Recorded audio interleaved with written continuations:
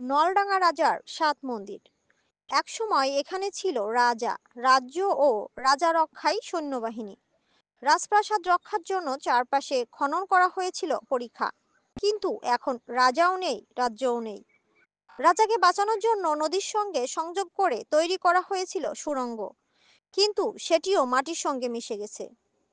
ঝিনাইদহের সদর উপজেলার নলডাঙ্গা ইউনিয়নের নলডাঙ্গা গ্রামে এখন কালের সাক্ষী হিসেবে দাঁড়িয়ে আছে রাজা বাহাদুর প্রথম ভূষণ দেবরায় রাজার ৭ সদৃশ্য মন্দির।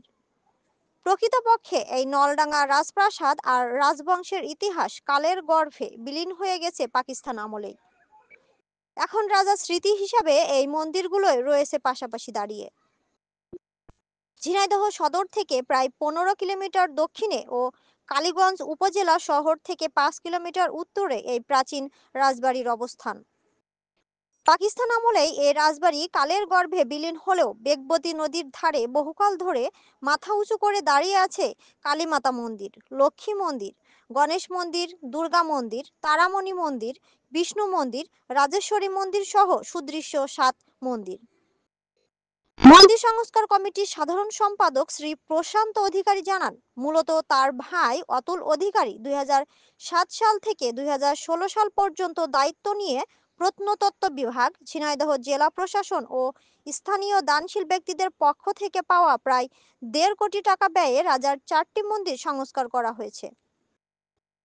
একটি মন্দির সংস্কার অর্ধেক হয়েছে, দ্বিতীয় তলার কাজ পুরো বাকি, আর বাকি ২টি মন্দির এখনো সংস্কার করা যায়নি। প্রতিদিন দেশ বিদেশ থেকে এই রাজবাড়ি দেখতে আসেন পর্যটকরা। স্থানীয়দের ভাষায় এটি নলডাঙ্গা মঠ বা নলডাঙ্গা রাজবাড়ি বলে পরিচিত। প্রশান্ত অধিকারী আরো জানান, স্থানীয় লোকজন নিজেদের টাকায় ১৬৫৬ সালে প্রতিষ্ঠিত শ্রী শ্রী সিদ্ধেশ্বরী মায়ের মন্দির সহ কালীমাতা মন্দির, লক্ষ্মী মন্দির, তারা মন্দির, দ্বিতল বিশিষ্ট বিষ্ণু মন্দির সংস্কার করেন। স্থানীয় লোকমুখে ও ইতিহাস থেকে জানা যায়, প্রায় ৫০০ বছর আগে এই রাজবংশের আদিপুরুষ ভট্টরায় ফরিদপুরে তেলিহাটি পরগনার অধীন ভবরাসুর গ্রামে বসবাস করতেন। তারই এক উত্তরসূরি বিষ্ণুদাস হাজরা নলডাঙ্গার রাজবংশ প্রতিষ্ঠা করেন। তিনি নবাবের চাকরি করে হাজরা উপাধি পান। তার পিতার নাম ছিল মাধব শুভরাজ খান।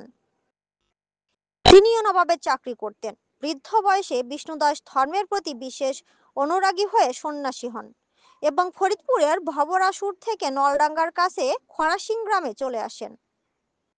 বেগবতী নদীর তীরে এক জঙ্গলে তপস্যা শুরু করেন। ১৫৯০ সালে মোগল সুবেদার মানসিংহ বঙ্গ বিজয়ের পর নৌকাযোগে বেগবতী নদী দিয়ে রাজধানী রাজমহলে যাচ্ছিলেন।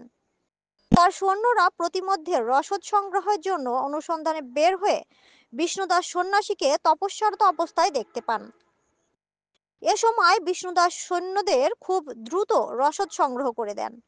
এতে সুবেদার মানসিংহ খুশি হয়ে সন্ন্যাসীকে পার্শ্ববর্তী ৫টি গ্রাম দান করে যান। এই গ্রামগুলোর সমন্বয়ে প্রথমে হাজরাহাটি জমিদারি এবং ক্রমান্বয়ে তা নলডাঙ্গা রাজ্য হিসেবে প্রতিষ্ঠিত হয়। তখন এলাকাটি নলনটায় পরিপূর্ণ ছিল, তাই স্থানটি নলডাঙ্গা নামে অভিহিত হয়।